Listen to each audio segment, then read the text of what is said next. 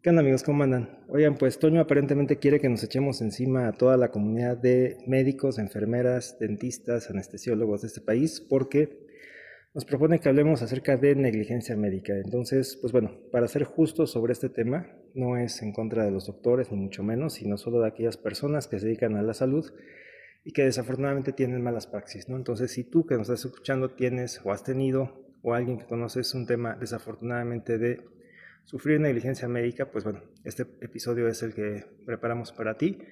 Desde luego, pues al igual que cualquier otra profesión, casos de negligencia pueden suceder. En caso médico, por ejemplo, malas recetas, temas de falta de atención, operaciones innecesarias, extracción de, por ejemplo, dientes o tejidos que no deberían de haber sido, o cualquier cosa que en general se aparte de lo que debería de suceder en un escenario ideal, en un caso concreto, ¿no? Pues bueno, eso es a lo que hablaremos el día de hoy.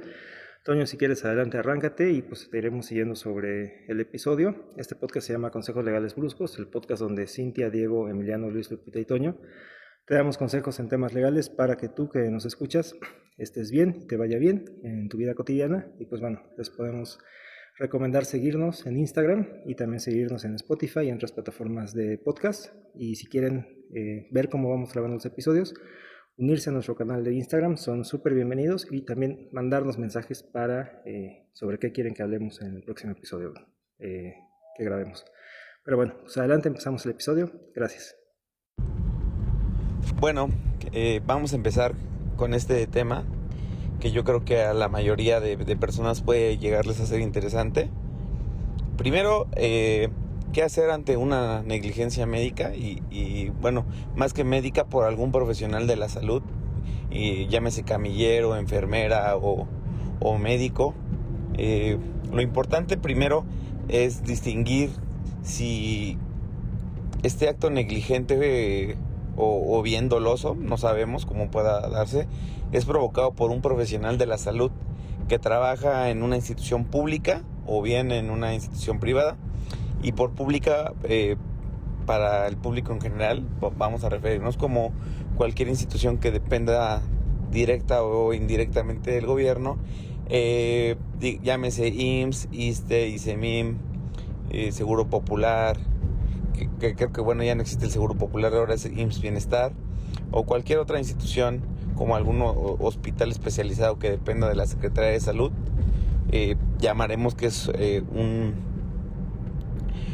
una clínica u hospital del sector salud, ¿ok? Y por una clínica u hospital privado entenderemos aquel que no tiene participación del gobierno, sino que se creó por profesionales de la salud independientes, con inversión privada, con inversión de los socios que quieren constituir su clínica, ¿ok? ¿Por qué es importante hacer esta distinción entre si el acto que ocasionó el daño o perjuicio fue ocasionado por un profesional de la salud del sector público o del sector privado? Bueno, porque a partir de eso podemos armar la estrategia legal, ya que si estamos ante una negligencia cometida por un profesional del sector público, que es un servidor, valga la redundancia, público, tendremos que ir a la vía especial administrativa e iniciar un procedimiento de responsabilidad patrimonial del Estado. Esa no es la única vía y hay que esperar porque hay un criterio novedoso de la Corte del que voy a hablar más adelante, pero de momento digamos que esa es la vía idónea.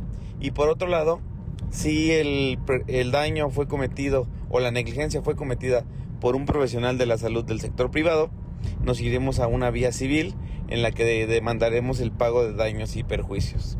¿Ok? Son dos vías totalmente distintas. La primera se tramita ante la propia autoridad, y la segunda se tramita ante un juzgado en materia civil, dependiendo del estado donde se encuentre la persona afectada o el familiar que resintió la pérdida del paciente, porque también los familiares afectados pueden demandar el pago de daños y perjuicios. ¿Ok? Establecido lo anterior, podemos resumir o podemos concluir que tenemos dos vías: la vía administrativa, cuando son servidores públicos del Estado, y la vía civil, cuando son servidores públicos de carácter privado. Bueno, vamos a explicar la primera parte del procedimiento administrativo. Hay que promover el procedimiento de responsabilidad patrimonial del Estado ante la propia autoridad. Normalmente pasa que, por ejemplo, en el IMSS y en el ISSSTE se promueve ante el jurídico de la institución. Una vez que se promueve, la institución da vista a la autoridad, hace sus manifestaciones y resuelve en una resolución administrativa si es procedente o no. En caso de que sea procedente, se le va a condenar a la institución a que haga una reparación del daño, y para eso nos basamos en el Código Civil y en la Ley Federal del Trabajo. Por ejemplo, si hubo un accidente que ocasionó en el hospital que perdiera el brazo, tenemos que irnos a la tabla de indemnizaciones que marca la Ley Federal del Trabajo, y ahí dice cuántos días de salario mínimo vale el tema del brazo, ¿ok? Y así se calcula más o menos una indemnización, dependiendo si es un pie, una mano, un dedo. Si es la muerte, también marca digamos que un parámetro para calcular el tema de los daños. Pero hay algo súper importante, y esto es el daño moral. Que el daño moral, nos vamos a la legislación civil, nos lo define como cualquier afectación en el honor, la reputación y en los sentimientos de una persona que sufre, ¿no? Ocasionada de un actuar ilegal o ilícito de otra persona. Es decir, por ejemplo, no solo podemos demandar que se perdió la mano y que, por ejemplo, si marca 5,000 salarios mínimos, solo me puedan pagar eso, porque el daño o la negligencia causado por el personal de salud también puede causar un daño en el honor, en la reputación y en los sentimientos de la víctima, porque no es lo mismo llegar a una reunión con tus amigos con los 5 dedos a llegar a una reunión con tus amigos con 2 dedos y que de repente ya todos te digan el Spider-Man o Peter Parker, ¿no? Porque al final pues es una afectación, o que te quedes con un ojo y te digan cíclope o algo así. O sea, es importante calcular esta parte y demandarlos. Si ustedes tienen una negligencia y su abogado no les habla de esto, pues no los está asesorando bien. Ahí el juez va a tomar en cuenta diversos parámetros para poder calcular el daño resarcido, entre los cuales se encuentran cómo afecta visualmente el daño, la edad de la víctima y demás factores como el dictamen psicológico también, qué tan afectado está, si cayó en un cuadro de depresión, si eso lo afecta, cómo se ve incluso a sí mismo. Entonces, pónganse muy abusados y reclamen tanto el daño físico o material como el daño moral, ¿ok? Cuando no hay necesidad de probar daño moral, y hay jurisprudencia al respecto, cuando reclamamos la muerte de un familiar, porque no hay que acreditar que hay una afectación, porque la simple pérdida de un ser querido es algo que nos afecta a todos, ¿no? Y no está sujeto a prueba. Entonces, si su familiar murió, tienen 2 opciones: reclamar el daño por la muerte, el daño físico directo, y además el daño moral que ustedes como familiares o como pareja sentimental de la víctima pues están sufriendo en su día a día, porque ya no lo van a poder ver, ya no van a poder platicar con él. O sea, es una afectación sumamente trascendental para la vida de sus familiares o seres queridos. ¿Qué onda? Oigan, adicionalmente a lo que dice Toño, también está la opción de la CONAMED, ¿no? Yo considero que muchas veces la opción de la CONAMED es poco utilizada, porque se sabe que es un procedimiento voluntario. Es decir, las dos partes, tanto el paciente que sufrió la negligencia o la presunta negligencia, como el médico, tienen que estar de acuerdo en ir a la CONAMED, ¿no?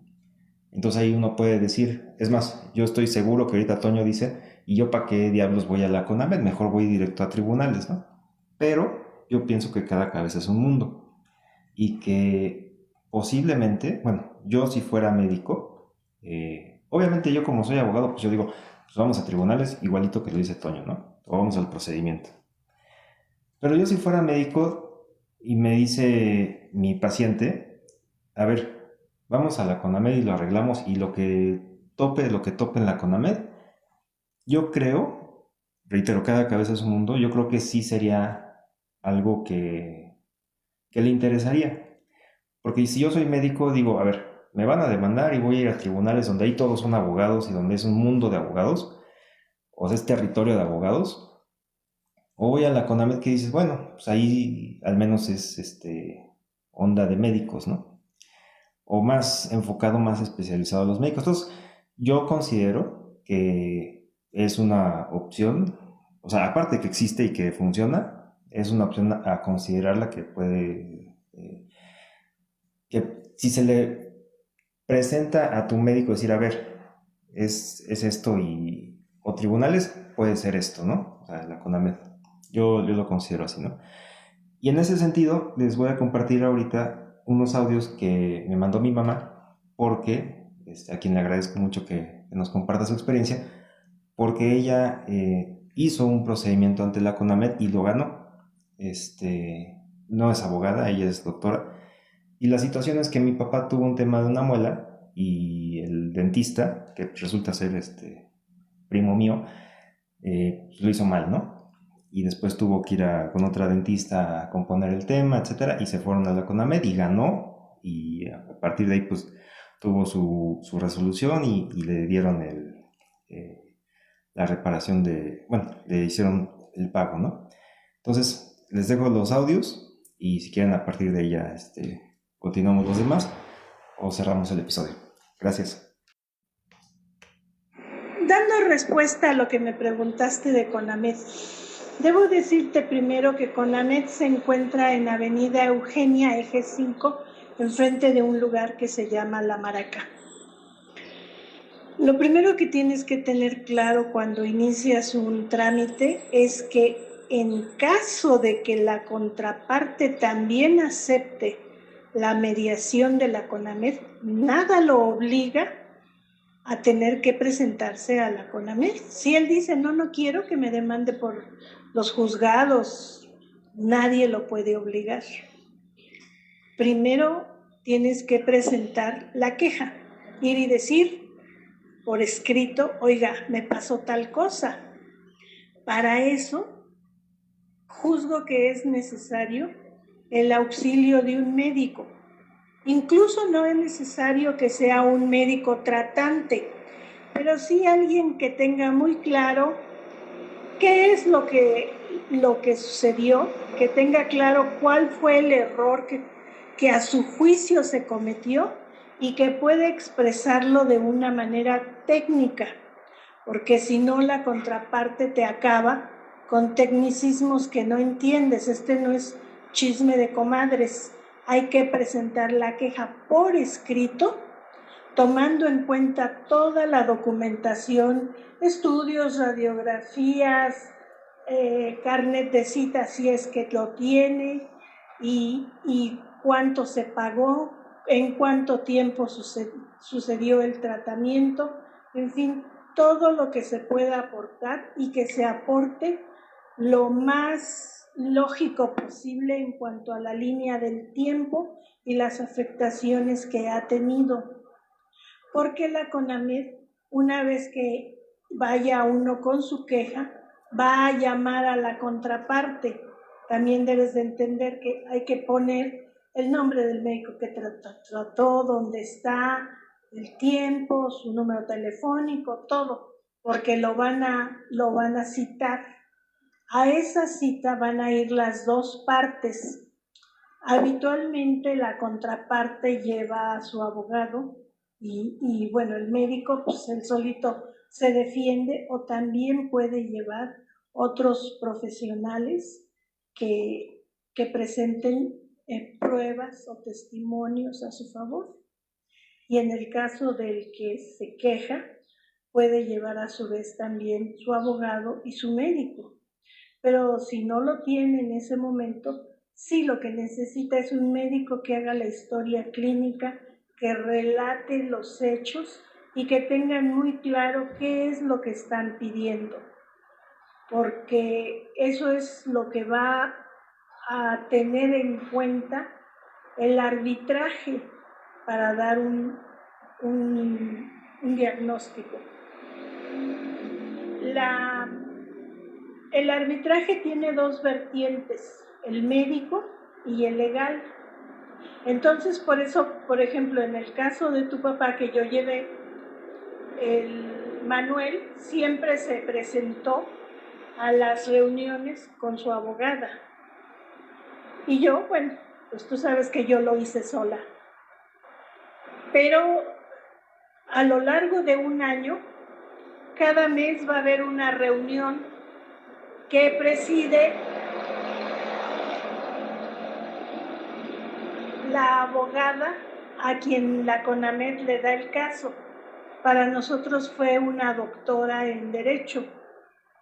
En esas reuniones son para que puedas aportar la opinión, puede ser la opinión de otros médicos, de otros abogados, cualquier cosa que quieras adicionar al expediente, uno debe de ir para que continúe el trámite.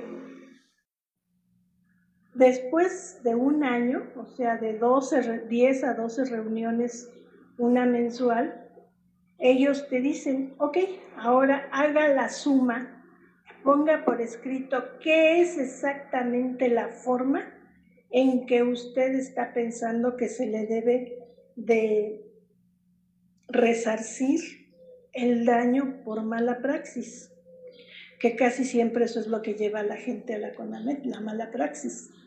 Entonces haces tu suma de cosas. En el caso de tu papá, solamente pedimos que Manuel le devolviera el dinero de lo que le cobró. Pudimos haber pedido, porque así nos lo explicó la doctora en Derecho, pudimos haber pedido que le pagara un implante, o sea, 25,000 pesos más. Pero no lo consideró adecuado tu papá porque más bien era el problema familiar, como sabes, por el parentesco que tiene tu papá con Manuel el dentista. Pero al final, a las dos partes los notifican con un documento notariado de cuál fue el veredicto y por qué, y lo complementan con bibliografía. En el caso de Manuel, le dieron 27 hojas de bibliografía en las que se apoyó la CONAMED para dar el dictamen que dio en favor de papá. Entonces, lo que sí debe de tener muy claro al iniciar este proceso es que ambas partes aceptan la mediación y en el entendido que no va a haber más gane quien gane, pierda quien pierda, no hay más apelación y el proceso dura un año.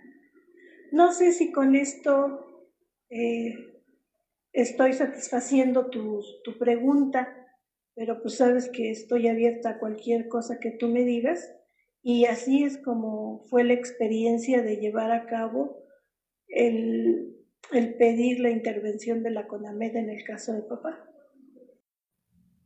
Debo decirte que la última vez que fuimos a CONAMED, que fue cuando recogimos el cheque que nos citaron para entregárnoslo, la abogada de CONAMED me felicitó porque yo presenté todo y sobre todo que estuvieron muy bien escritos mis argumentos de forma cronológica y técnicamente bien sustentados.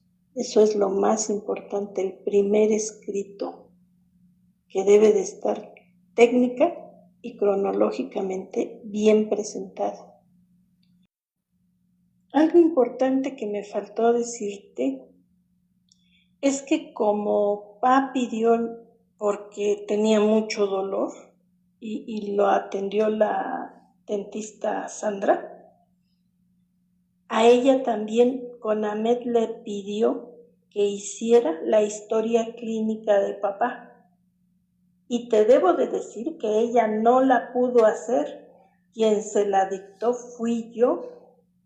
Yo le dicté todo lo que tenía que poner en la historia clínica porque le dieron un machote. La CONAMED aportó un machote que la doctora Sandra tenía que llenar y ella no lo pudo hacer, lo hice yo. También eso fue muy importante en el caso de Manuel. Yo hice mejor la historia clínica, él no pudo hacerlo. Por eso te digo que el primer escrito es el más importante.